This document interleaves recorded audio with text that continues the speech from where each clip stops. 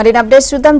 CM Jagan అక్రమాస్తుల కేసుల విచారణపై సుప్రీంకోర్టులో CBI affidavit దాఖలు చేసింది. జగన్ అక్రమాస్తుల కేసుల విచారణకు ప్రత్యేక కోర్టు ఏర్పాటు చేయాలి అంటూ సీబీఐ అఫిడవిట్ దాఖలు చేసింది. జగన్ అక్రమాస్తుల కేసులో అనేక విషయాలు సీబీఐ బయటపెట్టింది. అఫిడవిట్ లో పలు కీలక అంశాలు వెల్లడించింది.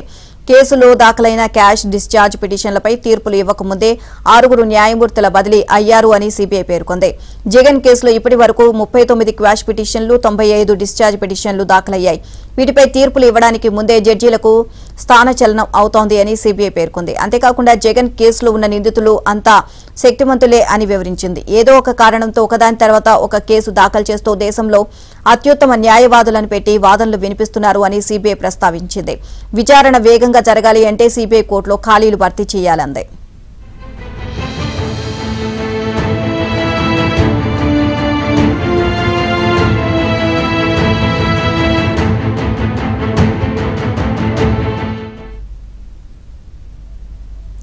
ఇదే అంశానికి సంబంధించి మరిన్ని అప్డేట్స్ మా ఢిల్లీ బ్యూరో చీఫ్ కృష్ణాని అడిగి తెలుసుకుందాం. కృష్ణ, సీఎం జగన్ అక్రమాస్తుల కేసుకు సంబంధించి విచారణ సుప్రీంకోర్టులో సీబీఐ అఫిడవిట్ దాఖలు చేసినట్లుగా తెలుస్తోంది. సో దీనికి సంబంధించి ఓవరాల్ గా అప్డేట్స్ ఏంటి?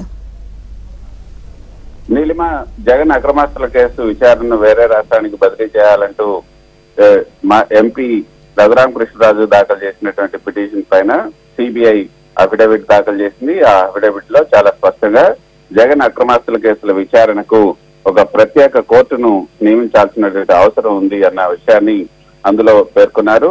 అయితే ప్రస్తుతం ఉన్నటువంటి సిబిఐ కోర్టు ప్రత్యేక న్యాయమూర్తి 2022 మే 4న బాధ్యతలు స్వీకరించిన అనంతరం అన్ని డిశ్చార్జ్ పిటిషన్లపై నిర్దిష్ట సమయానుగుణంగా విచారణ జరుపుతున్నారు. కానీ ఆయన మాత్రం బాధ్యతలు చేపట్టి కనీసం 2 ఏళ్లు పూర్తి కాకముందే బదిలీ అయిపోయారు.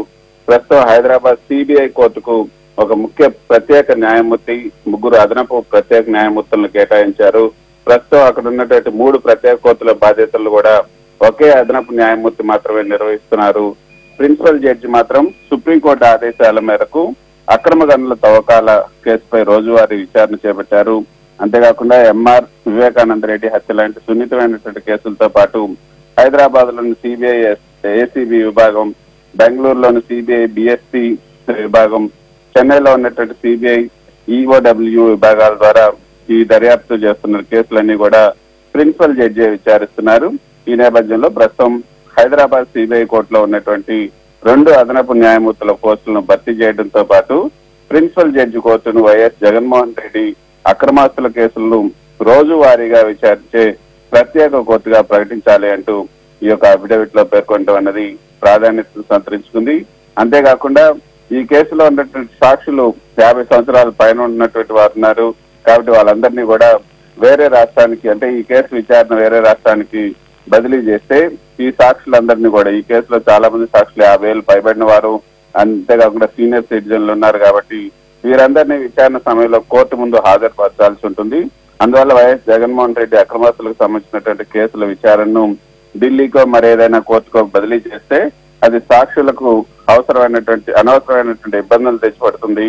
అందువల్ల ఈ కేసు మరో రాష్ట్రానికి బదిలీ చేయాలన్న వాదనను తాము వ్యతిరేకిస్తున్నామని చెప్తూనే ఈ కేసును ఏ విధంగా విచారించాలి అన్న విషయాలను కూడా ఇందులో పేర్కొనడం జరిగింది. జగన్ అక్రమాస్తుల కేసులో అనేక విషయాలను